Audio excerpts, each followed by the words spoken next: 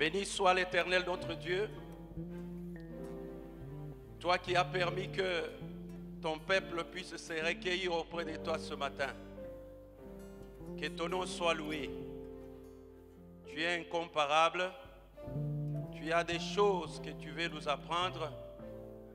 Que ton Saint-Esprit, Seigneur, nous aide à être des disciples fidèles. Laisse que ta parole, qui a créé toutes choses, ta parole qui est toi-même, puisse faire sa volonté. Seigneur, merci. Au nom de Jésus. Amen.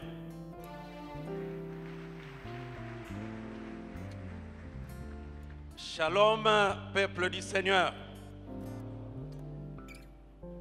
Ma gratitude à Papa Israël de nous avoir associés à cette œuvre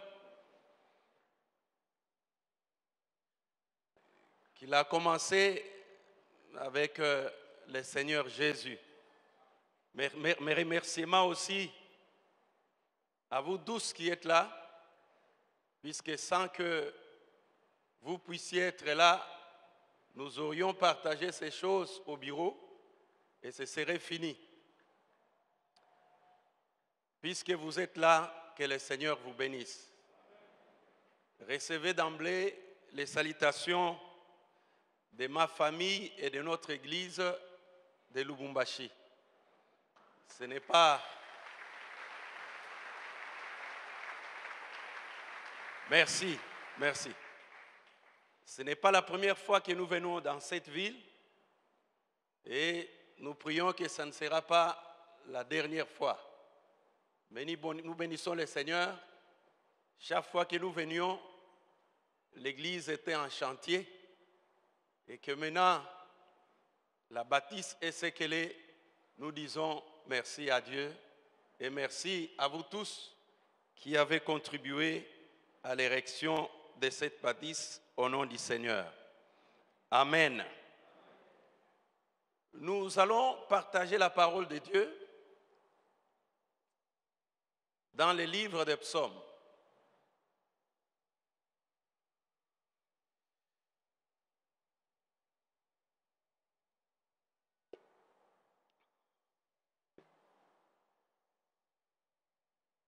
L'un de courts psaumes qui soit dans ces livres. Psaume 15. Nous allons les lire en entier. Psaume de David. Ô Éternel, qui séjournera dans ta tente? Qui demeurera sur ta montagne sainte? Celui qui marche dans l'intégrité, qui pratique la justice et qui dit la vérité selon son cœur. Il ne calomnie point avec sa langue, il ne fait point de mal à son semblable et il ne jette point l'opprobre sur son prochain. Il regarde avec dédain celui qui est méprisable, mais il honore ceux qui craignent l'Éternel. Il ne se rétracte point s'il fait un serment à son préjudice. Il n'exige point d'intérêt de son argent et il n'accepte point des dons contre l'innocent. Celui qui se conduit ainsi ne chancelle pas. Amen. Si nous pouvons rapidement aller dans le Nouveau Testament, lire Jean, chapitre 17.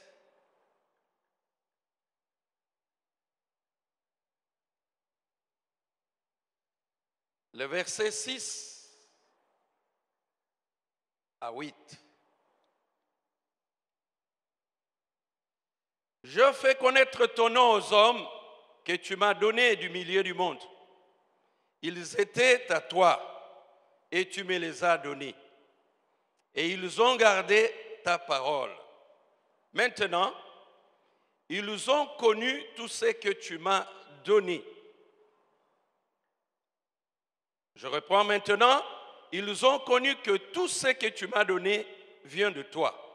Car je leur ai donné les paroles que tu m'as données et ils les ont reçues. Et ils ont vraiment connu que je suis sorti de toi. Et ils ont cru que tu m'as envoyé. Amen. Souvent, ça fait mal lorsque on s'adresse à quelqu'un sans avoir une réponse. Soit on est méprisé, soit on est négligé. Et on se fait des soucis. Mais ce qui est encore plus grave, c'est lorsque nous parlons à Dieu dans nos prières. Et qu'après des jours et des mois, pas de réponse selon la demande que nous lui avons faite. C'est frustrant. Mais ici, avec les psalmistes, c'est une expérience qui est meilleure. Un dialogue direct, du tic au tac. Ce qui était arrivé à David à cette époque est aussi notre lot.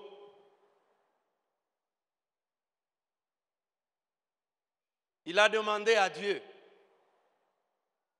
et il s'est demandé, toi Dieu qui es saint, qui est puissant, qui est fort, qui est cette personne-là qui peut demeurer dans ta tente?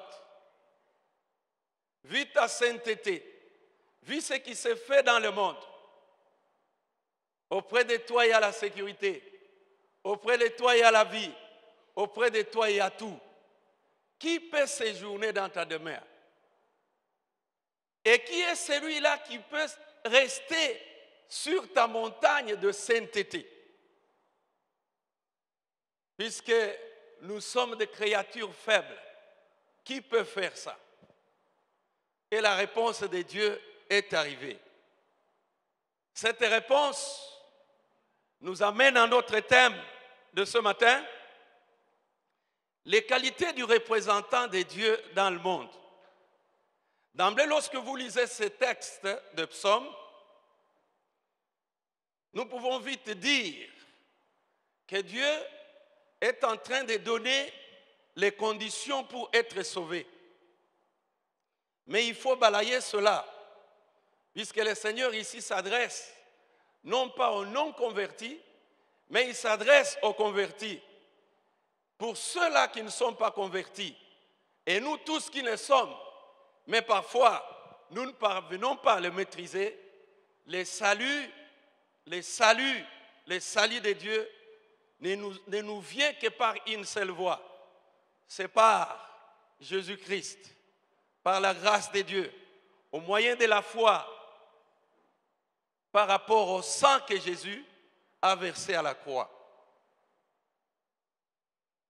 Et nous voyons cela dans Ephésiens chapitre 2, que c'est par la grâce que nous sommes sauvés, au moyen de la foi, à cause des souffrances et du sang que Jésus a versé à la croix. Ce n'est pas par les œuvres, ce n'est pas par souscrire à telle ou telle œuvre que l'on est sauvé, afin que personne ne puisse se glorifier. La Bible nous dit que les saluts par Christ et en Jésus, c'est par la grâce. Ce n'est pas une sorte de mérite, mais même pas une récompense. C'est Dieu qui l'a voulu ainsi. C'est Dieu qui a manifesté son amour envers l'humanité et qui a envoyé Jésus. Et lui-même, Jésus a dit, venez à moi, vous qui êtes fatigués et troublés, je vais vous donner du repos. Pour tant de problèmes qui nous entourent. Mais pour le salut, il dit, quiconque croit en Dieu, il sera sauvé. Amen. Mais ce psaume nous présente, nous indique des voies par lesquelles le sauvé, l'enfant de Dieu, l'élu de l'Éternel, peut connaître et vivre la vie de l'abondance que le Seigneur Jésus-Christ a pu promettre. Il dit que le diable vient simplement pour détruire, pour égorger et pour faire du mal. Mais Jésus-Christ est venu afin de nous donner la vie et de nous la donner par abondance. Amen, Église. Nous allons parler de qualité du représentant de Dieu que nous sommes dans ce monde. C'est par la présence de Dieu, c'est par ce que nous sommes que nous serons réellement ses représentants. Et si nous parlons du représentant, c'était le langage que nous connaissons, mais la Bible emploie le mot de l'ambassadeur. Nous sommes des ambassadeurs pour Dieu dans ce monde. Quelles sont les qualités qui doivent accompagner ces représentants-là de Dieu? Vous savez le travail d'un ambassadeur. Dans les pays hôtes là qu'il est, il est là pour, non pas simplement représenter ce que son pays est, mais il est aussi là-bas pour plaider, faire comprendre les besoins, donner les valeurs de là qu'il vient. Et lorsqu'il est là, il est comme aussi un œil. Lorsqu'il revient, il nous dit, ici nous sommes comme ça, mais là que je suis, je vois ceci et cela. Est-ce que nous ne pouvons pas aussi faire comme eux? L'ambassadeur a ces activités-là dans sa mission. C'est ce que nous sommes. Un représentant de Dieu, il est le reflet de ce que Christ a été à cette époque-là. Nous n'avions pas eu le temps de le voir comme les disciples, comme les gens de cette époque de sa vie sur la terre. Mais un représentant de Dieu sur la terre, à ce moment-ci, il est le reflet de Jésus. Ce que Christ a fait à cette époque, il le perpétue dans sa génération. Et lorsque David écrivait ces psaumes, il avait vécu au moment où Israël était entouré de nations païennes. Ces nations adoraient des faux dieux. Et comme vous savez, les Juifs n'étaient pas tous soumis à l'Éternel. Il y avait ceux-là qui se méconduisaient et qui se compromettaient avec ce monde dans lequel ils avaient vécu. Il y a les uns qui se mariaient aux femmes étrangères. Il y a ceux-là qui commettaient toutes sortes de vices.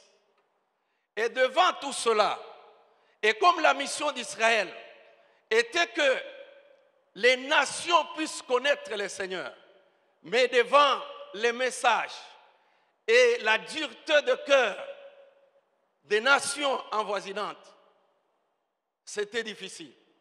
David dit, qui peut alors avoir la grâce de se tenir devant le Seigneur et d'être dans sa présence et jouir de toutes ses bontés et de toutes ses merveilles?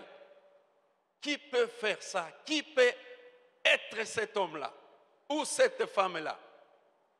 Et comme David avait ses soucis, Dieu ne l'a pas laissé sans étancher sa soif. Il a donné des pistes. Et c'est ces pistes-là que nous allons exploiter en 4 points. Il y a une conduite que Dieu reconnaît, que Dieu soumet à quiconque est son enfant pour qu'il puisse accomplir sa volonté dans ce monde, afin qu'il n'échoue pas comme Israël avait échoué, mais qu'il puisse réussir comme Jésus-Christ et son Fils étaient venus dans ce même monde et il a travaillé, il a accompli la volonté de Dieu, il a réussi. Il est maintenant à la droite de son Père. Est-ce que nous pouvons acclamer le Seigneur Jésus?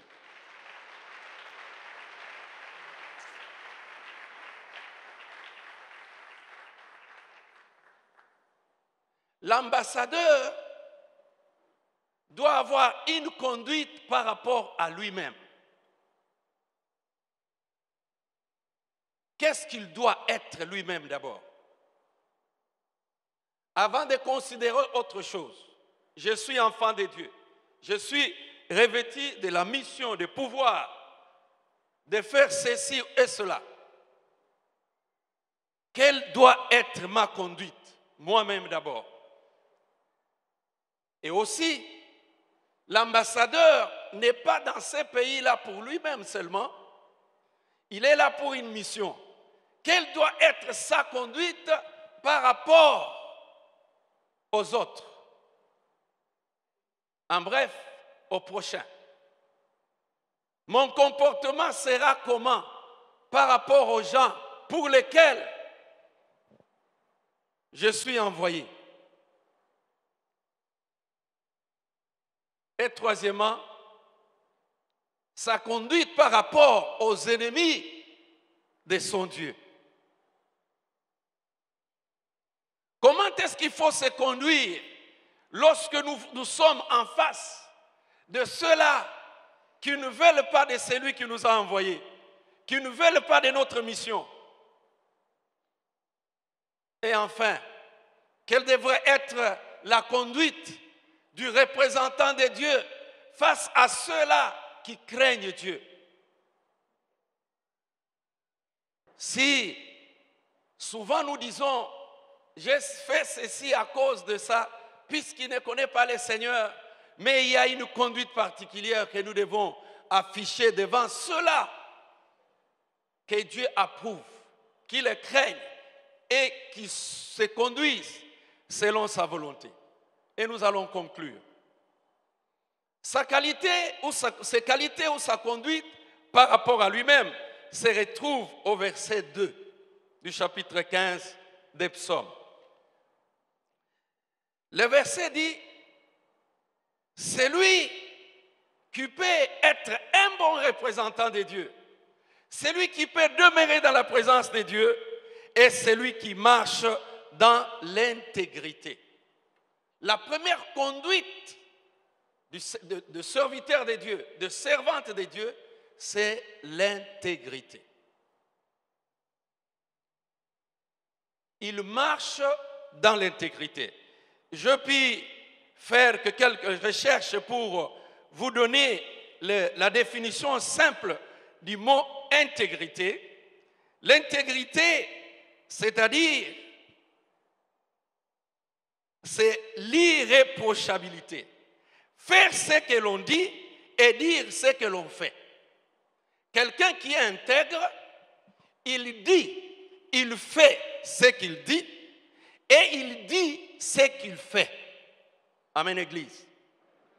Quelqu'un qui se compromet dans ses dires, c'est quelqu'un qui n'accomplit pas et qui ne justifie pas ce qu'il fait selon la mission qu'il a reçue, selon la parole qui est devant lui, il n'est pas intègre.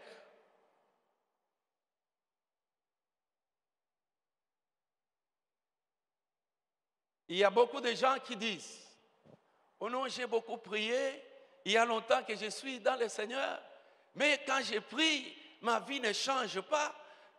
En tout cas, je ne vois pas une amélioration. Mais il faut se demander, est-ce que tu es intègre?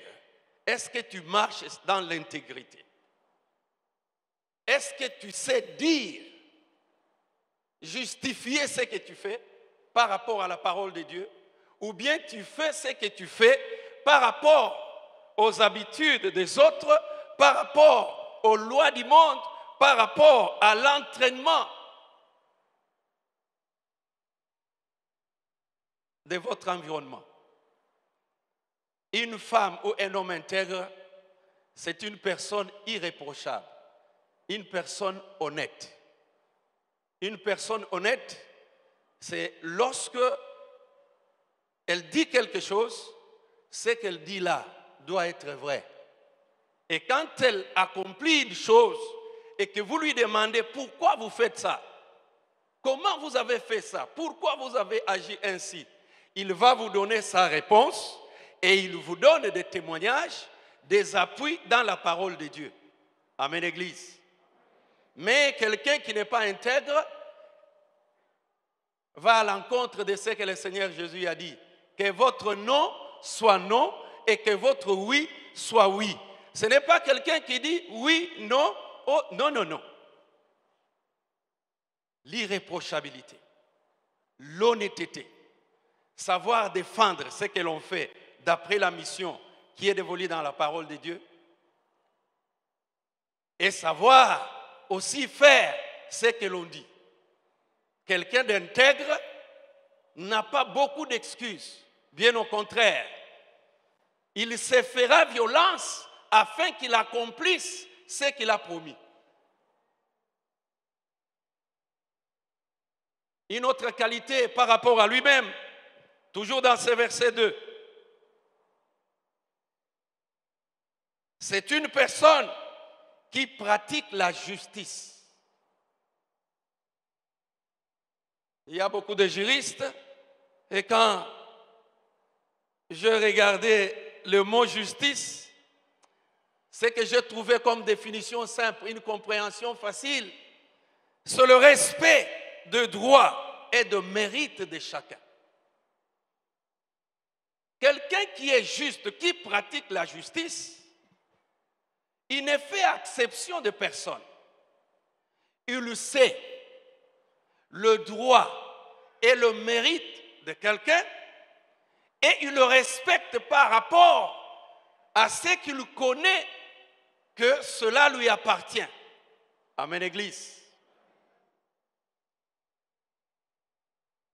C'est quelqu'un qui pratique la justice, c'est quelqu'un qui dit les droits et qui agit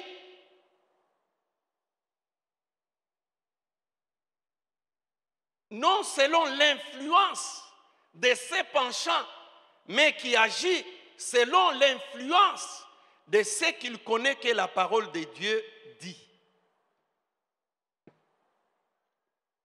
Quelqu'un qui pratique la justice, c'est quelqu'un qui sème la paix. L'injustice, c'est le contraire de la justice. L'injustice fait mal. L'injustice corrompt. L'injustice crée des troubles. Mais un ambassadeur, celui qui est envoyé dans ce monde pour représenter Dieu, marchera comme Christ a marché. Je le vois lorsqu'on lui a amené 2 enfants. Les grandes personnes avaient leur motivation. Non, non, non, non, ils ne doivent pas toucher à tel, ils ne doivent pas. Ce n'est pas ce qui était là. Mais Jésus-Christ savait que ces petits-enfants avaient aussi le droit d'être à côté de moi, de m'approcher, de me parler. Et ils ont aussi droit de pouvoir recevoir quelque chose de moi. Non, laissez-les. Et il a dit quelque chose de très important. Le royaume de Dieu est aussi requis à ceux qui les ressemblent. Une grande leçon. Quelqu'un qui pratique la justice, lorsqu'on la voit, lorsqu'on voit la personne qui pratique la justice, on est apaisé.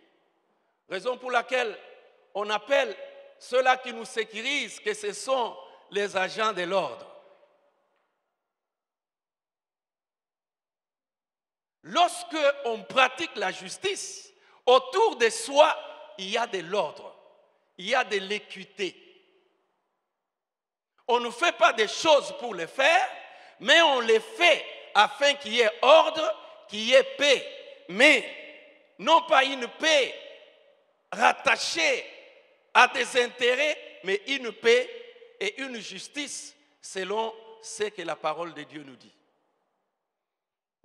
La troisième qualité par rapport à l'ambassadeur, par rapport au représentant de Dieu lui-même, c'est ce qui est dit dans le même verset 2, le verset 2. C'est celui qui dit la vérité selon son cœur. La vérité est simple à définir. C'est le contraire du mensonge.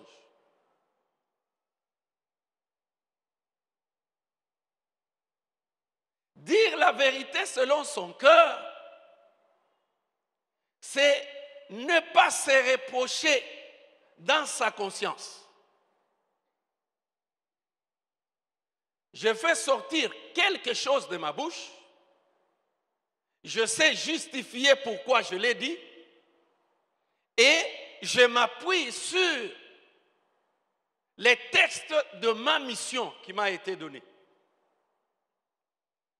Jésus dit, c'est de l'abondance du cœur que la bouche parle. Celui qui est rempli de la parole de Dieu, celui qui est rempli de la connaissance de Dieu, il ne fera sortir de son cœur que ce qui vient de Dieu. Par rapport à lui-même, l'ambassadeur, les représentants de Dieu sur la terre, c'est quelqu'un qui s'est rempli de la vérité de Dieu, qui s'est rempli de la connaissance de Dieu lui-même.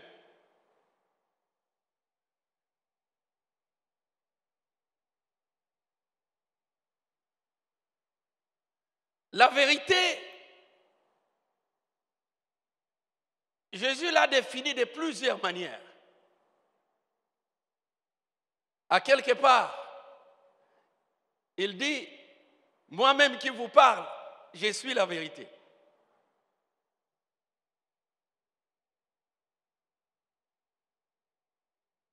Est-ce que ce que nous disons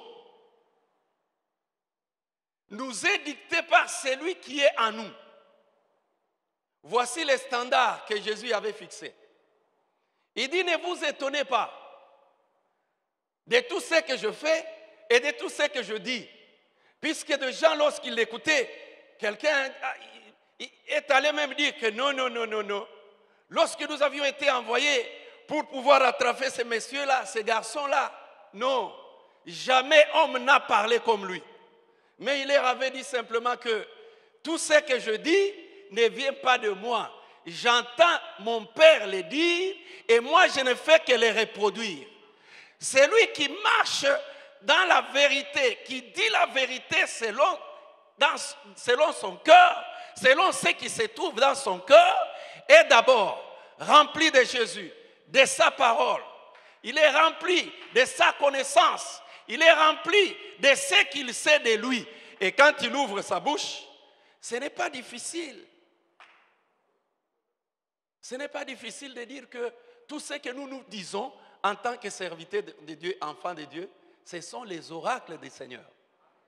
Jésus n'avait pas beaucoup d'exercices à faire. Comme il écoutait ce qui venait de son Père, il suffisait simplement qu'il dise, Lazare, sort. Et Lazare est sorti. Il suffisait simplement qu'il dise, qu'il écoute son Père lui dire, calme ces vents. Et il pourrait dire, vent, calme-toi. Et le vent s'est calmé. Pourquoi c'est difficile à notre niveau, en tant que représentant de Dieu? Et notre modèle est là, Jésus-Christ. Ce qu'il faisait et ce qu'il disait, c'est ce qui doit nous accompagner. Nous n'allons pas dire, non, à cette époque-là, non. La Bible dit qu'il est le même hier, aujourd'hui et éternellement. Ce qu'il avait dit et ce qu'il avait fait à l'égard de ses disciples, il continue aussi. Et il a envie de le faire et de le dire au travers de toi et au travers de moi, si nous sommes réellement ses représentants.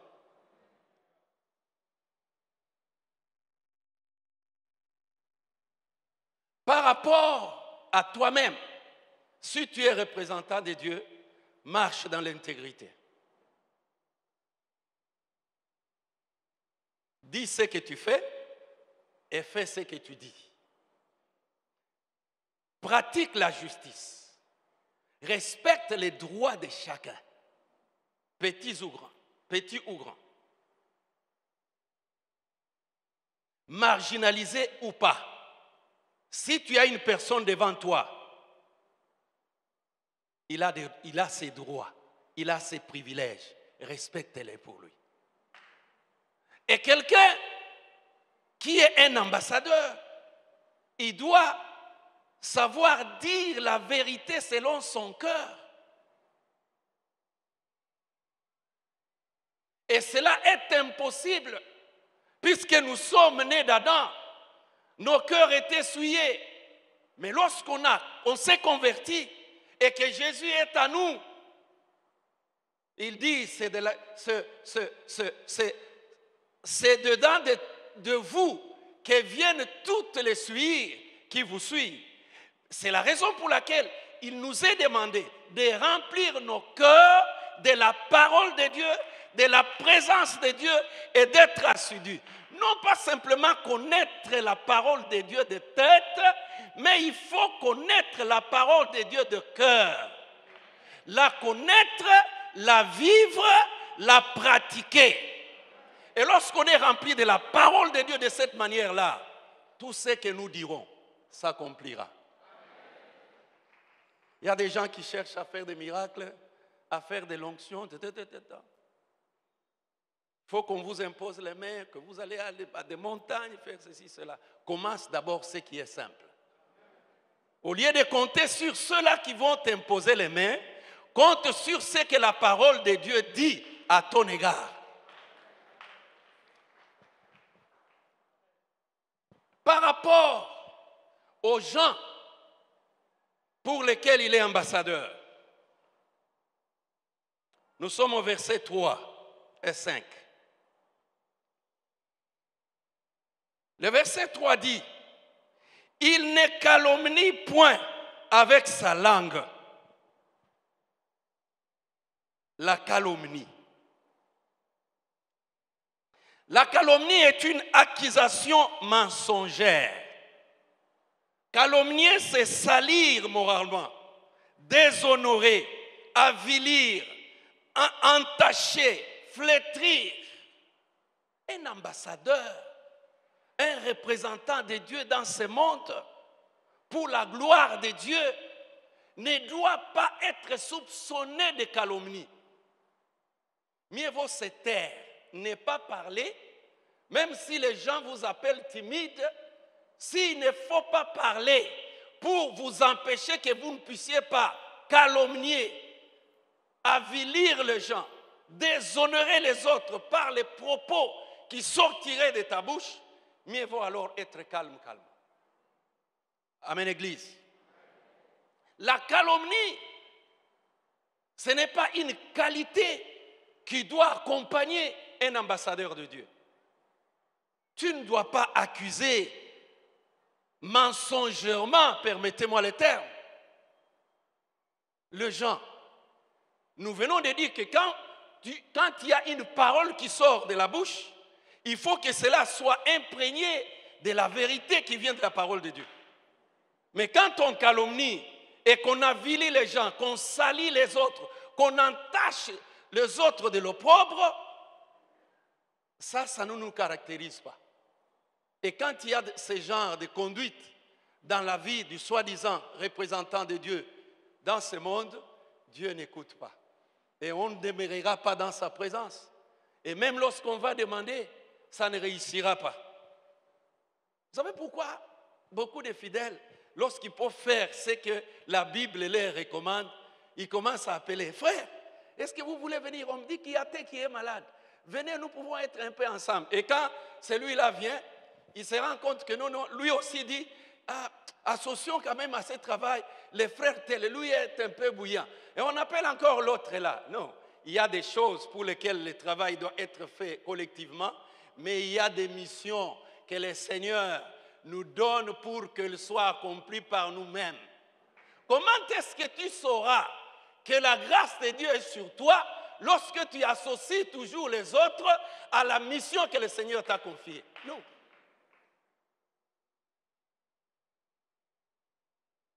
Ils imposeront les mains aux malades et les malades seront guéris.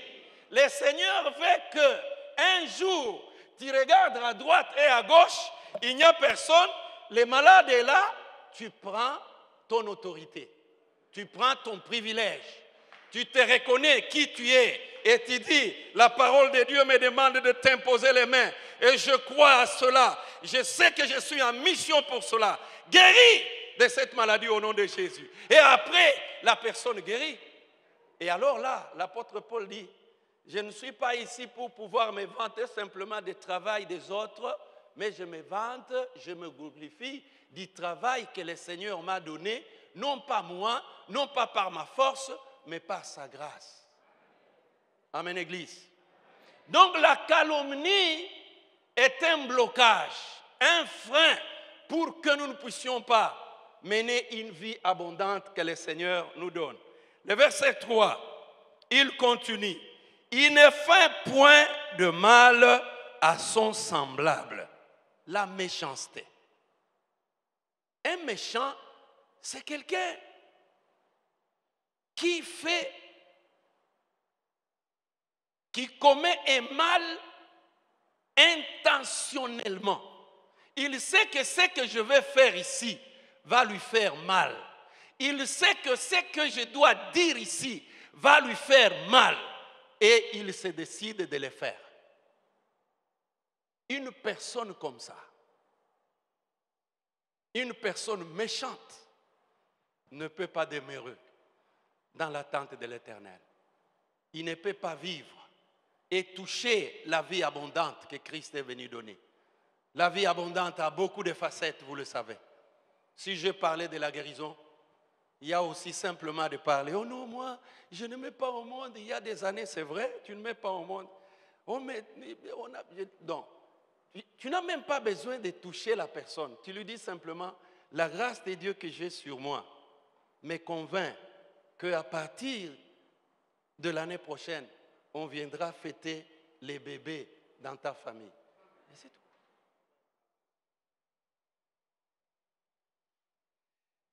Et le verset 3 continue, la méchanceté est à bannir et aussi, il ne jette point l'opprobre sur son prochain. Il ne peut pas faire une chose qui amène la honte à son prochain. Et au verset 5e, sa conduite par rapport au prochain, il n'accepte pas les systèmes de banque Lambert. Il ne prête pas de l'argent pour y avoir du profit. Non, non, non, non. Et c'est quelqu'un qui, au verset 5, il n'accepte pas des dons contre l'innocent, c'est-à-dire la corruption ou la concussion. Le fait de solliciter des excédents qui ne sont pas prévus dans la loi pour obtenir un service ou pour ne pas accomplir un service dévolu à quelqu'un dans sa mission. Donc, par rapport à son prochain, les représentants de Dieu doivent faire attention avec la calomnie, avec la méchanceté, avec le déshonneur et le système de banque Lambert et la corruption. Il ne faut pas corrompre et il ne faut pas vous faire corrompre. La corruption n'est pas une bonne chose. Celui qui marche dans l'intégrité, dans la justice, se méfie de la corruption. Il peut ou ne pas avoir, mais il va s'occuper de sa solde. Et troisièmement, nous sommes au verset 4, sa conduite par rapport aux ennemis du Seigneur. Verset 4a.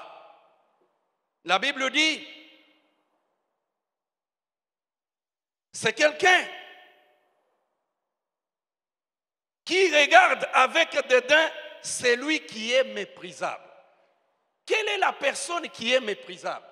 Dans l'Ancien Testament, la personne qui était méprisable, on devrait les haïr, on devrait la lapider, la retrancher, la vouer par interdit. Ce sont les termes que la Bible utilise. C'est quelqu'un qui ne pouvait pas être accepté dans la société. Mais en ce qui concerne nous, en Jésus-Christ, nous devons résister et nous devons être fermes devant ceux-là qui sont ennemis du Seigneur. Prenons l'exemple de Pierre. Lorsqu'ils avaient été demandés de ne pas faire, de ne pas adorer au nom de Jésus, de ne même pas citer son nom, écoutez sa réponse. Et ses amis, ils répondirent, est-ce que vous trouvez cela possible que nous puissions obéir à vous plutôt qu'à obéir à Dieu, même s'il faut mourir? Et c'est la raison pour laquelle tous les disciples de Jésus sont morts martyrs, puisqu'ils ne pouvaient pas trahir. Ils ne pouvaient pas faire autre chose qu'être fermes devant les ennemis. Devant les ennemis du Seigneur, on ne se compromet pas. Devant les ennemis du Seigneur, on ne fait pas des yeux doux. Non, non, non, non. Tu dois garder ton front comme un caillou, comme une pierre. Résister, être ferme, dire non.